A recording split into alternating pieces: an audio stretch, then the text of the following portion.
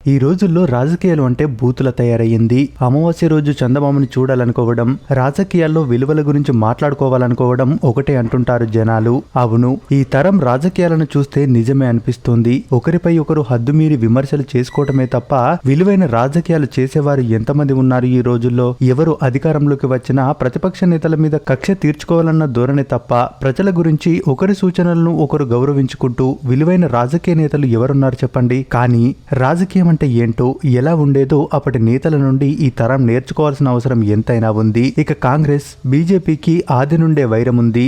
రెండు పార్టీల మధ్య పచ్చగడ్డి వేసిన బగ్గుమనేంత శత్రుత్వం. ఏ పార్టీలో ఏ లసుకులు ఉన్నాయా అని భూతద్దంతో వెతికి మరి విమర్శిస్తుంటారు. అయితే ఒకప్పుడు ఈ రెండు పార్టీలు పార్టీ పరంగా విడిగా ఉన్నా అవి కేవలం రాజకీయాలకే పరిమితమయ్యేవి. వ్యక్తిగతంగా ఒకరికొకరు వెన్నుదన్నుగా ఉండేవారు. అందుకు ఉదాహరణే ఈ స్టోరీ. అది రాజీవ్ గాంధీ ప్రధానిగా ఉన్న సమయం. అప్పుడు వాజ్పేయి గారు ప్రతిపక్ష నేతగా ఉన్నారు. 1988లో వాజ్పేయి గారి ఆరోగ్యం బాగుండేది కాదు. ఓ కిడ్నీ పూర్తిగా పాడైపోయింది. వెంటనే ఆపరేషన్ చేయాలని, అందుకు అమెరికా వెళ్లాలని డాక్టర్లు చెప్పారు. కానీ వాజ్పేయి మాత్రం దాన్నంతగా పట్టించుకోలేదు. పార్టీ పనుల్లో అధికార పార్టీ చేస్తున్న తప్పుల్ని ఎత్తి చూపి పాలనా పరంగా ప్రజలకు మంచి జరిగేలా వినూత్న కార్యక్రమాల్లో మునిగిపోయారు. అయితే అనుకోకుండా ఓ రోజు, సార్, ప్రధానమంత్రి రాజీవ్ గాంధీ గారు లైన్లో ఉన్నారు, మీతో మాట్లాడతారట అని ఫోన్ పట్టుకుని వాజ్పేయి దగ్గరికి వచ్చి చెప్పాడు ఆయన వ్యక్తిగత కార్యదర్శి. ఫోన్ అందుకున్న వాజ్పేయి ప్రధానమంత్రితో 2 నిమిషాలు మాట్లాడాక ఫోన్ పెట్టేసి తన కార్యదర్శి వంక చూసి, మనం ప్రధానమంత్రితో పాటు ఐక్యరాజ్య సమితి సమావేశంలో పాల్గొనడానికి వెళ్తున్నాం, ఏర్పాట్లు చూడండి అనడంతో తాను విన్నది నిజమేనా అని ఆశ్చర్యంతో మరోమారు వాజ్పేయిని అడిగి కన్ఫర్మ్ చేసుకున్నారు కార్యదర్శి. నిజమేనయ్యా, మనం వెళ్తున్నామని చెప్పాడు వాజ్పేయి గారు. సార్, పత్రికలకు ప్రెస్ నోట్ పంపమంటారా అంటూ నసిగాడు కార్యదర్శి. వాజ్పేయి ఒక్క క్షణం అతని వంక చూసి నవ్వుతూ నిక్షేపంగా అన్నారు. అయితే ఈ వార్త అప్పట్లో ఇటు కాంగ్రెస్ పార్టీలోనూ అటు బీజేపీలోనూ పెద్ద దుమారమే సృష్టించింది. రాజీవ్ గాంధీ నిర్ణయానికి కాంగ్రెస్ పార్టీలో సీనియర్లు సైతం ముక్కున వేలేసుకున్నారు. సాక్షాత్తు ప్రధానమంత్రి హోదాలో ఐక్యరాజ్య సమితి ప్రతినిధుల సమావేశానికి అటెండ్ అవుతూ ప్రతిపక్ష పార్టీ నేతను వెంట తీసుకెళ్లడం ఏంటి అంటూ పార్టీలో సన్నాయి నొక్కులు నొక్కారు.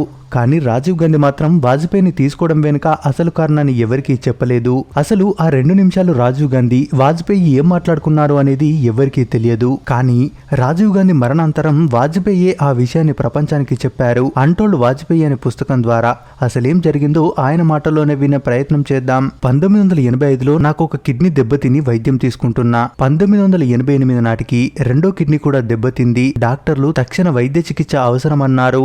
ఇక్కడ కన్నా అమెరికాలో మెరుగైన వైద్యం అందుబాటులో ఉన్నందున అక్కడికి వెళ్లి ట్రీట్మెంట్ తీసుకోవాలని చెప్పారు. అయితే నా ఆరోగ్య పరిస్థితి గురించి తెలుసుకున్న రాజీవ్ గాంధీ ఐక్యరాజ్య సమితి ప్రతినిధుల సమావేశానికి నన్ను కూడా రమ్మని ఫోన్లో కోరారు. కానీ చివరగా ఆయన ఓ మాట చెబుతూ, అటల్జీ, ఈ పర్యటనను పూర్తిగా మీ వైద్యానికి ఉపయోగించుకొని సంపూర్ణ ఆరోగ్యంతో ఇండియాకి రండి అని చెప్పారు. ఈ రోజు నేను ప్రాణాలతో ఉన్నానంటే అది రాజీవ్ గాంధీ నాకు చేసిన ఉపకారం వల్లనే. నాకన్నా 20 ఏళ్ల చిన్నవాడైన రాజీవ్ నాకు తమ్ముడు లాంటి వాడే అని వాజ్పేయి చెప్పుకొచ్చారు. అది విలువలతో కూడిన రాజకీయం అంటే. రాజీవ్ గాంధీ, వాజ్పేయి రాజకీయంగా ప్రత్యర్థులు కావచ్చు, కానీ ఒకరినొకరు గౌరవించుకుంటూ విలువైన రాజకీయాలు చేశారు. రాజీవ్ గాంధీ కాదు, వాజ్పేయి కూడా అదే ధోరణిలో ఉండేవారు. 1977లో జనతా పార్టీ అధికారంలోకి వచ్చినప్పుడు వాజ్పేయి విదేశాంగ మంత్రిగా పనిచేశారు. ఢిల్లీలోని ఆయన ఆఫీస్లో అడుగు పెడుతూనే అక్కడ గోడకి ఉండాల్సిన నెహ్రూ చిత్రపటాన్ని తీసేయడం గమనించారాయన. అక్కడి అధికారులను పిలిచి, గతంలో నేను ఇక్కడికి వచ్చినప్పుడు ఇక్కడ నెహ్రూ గారి ఫోటోని గమనించాను, ఇప్పుడు అది లేదు అనగానే, అంటే ఆయన ప్రతిపక్ష పార్టీ కదా సార్ అంటూ అధికారులు గొనిగారు. కానీ వాజ్పేయి గారు మాత్రం ఆయన స్థానం అక్కడే, మనం గెలిచినంత మాత్రాన మన ఫోటోలే పెట్టుకోవాలని లేదు, అలా చేస్తే అలాంటి మహానుభావుల్ని అవమానించినట్టుంటుంది, వెంటనే పండిట్ గారి ఫోటోని పెట్టమని ఆదేశించారు. అది అప్పటి నేతల విలువలు. రాజకీయ ప్రత్యర్థులపై విమర్శలు కేవలం విధానాలకే పరిమితం కావాలి తప్ప వ్యక్తిగతం వరకు రాకూడదు అని చెప్పడమే కాదు, ఆచరణలో చూపించారు అప్పటి నేతలు. ప్రజాసేవ అంటే కేవలం ప్రజలకు సేవ చేయడమే అని నమ్మిన అప్పటి నేతల గురించి తెలుసుకోనైనా ఈ తరం నేతలు సిగ్గు తెచ్చుకోవాలి. పొద్దున లేస్తే ఒకరిపై ఒకరు దుమ్మెత్తి పోసుకునే అధికార ప్రతిపక్ష పార్టీల నాయకులు రాజకీయాలు పక్కన పెట్టి అప్పుడప్పుడన్నా నైతిక విలువలు పాటించాలన్న సూత్రం. ఇలాంటి విషయాలు తెలుసుకునైనా పాటిస్తే బాగుండు. ఇక అప్పటి నేతలు ప్రజల్లో నుండి పుట్టేవారు, కానీ నేడు డబ్బుంటే చాలు రాజకీయాల్లోకి వచ్చేసి డబ్బు సంపదని ధ్యేయంగా పనిచేస్తున్నారు. ఈ తీరులో మార్పు రావాలి. అందుకే ఈ వీడియోని వీలైనంత వరకు షేర్ చేసి అప్పటి నేతల గొప్పతనాన్ని నేడు తరానికి పరిచయం చేద్దాం. మరి ఈ వీడియోపై మీ అభిప్రాయాన్ని కామెంట్స్ రూపంలో తెలియజేయండి. మరిన్ని ఇలాంటి మంచి మంచి వీడియోస్ కోసం మన ఛానల్ని తప్పక సబ్స్క్రైబ్ చేసుకోండి.